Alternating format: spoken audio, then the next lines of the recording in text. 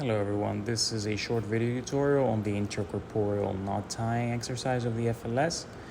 Number one, try to reposition your needle on your needle driving instrument right here. It helps if you already insert the needle in a position that's convenient to grab. Take a precise bite through your penrose drain as shown, and pull the needle out using the same hand that you use to take your bite, that is your right hand. Use your left hand as a fulcrum. And now we're going to use our left hand to tie twice for our surgeon's knot. Pull all the way through. Make sure you cinch it down in a square fashion. And now alternate hands. Whenever you do the same type of knot with your left and right hand, for some reason the knots are opposite. That is, you're locking your suture.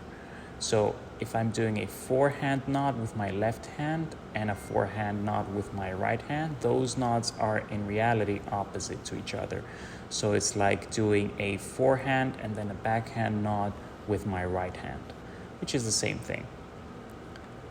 And make sure you have 4 knots in total. And the exercise is concluded once you insert your scissors and cut the strings.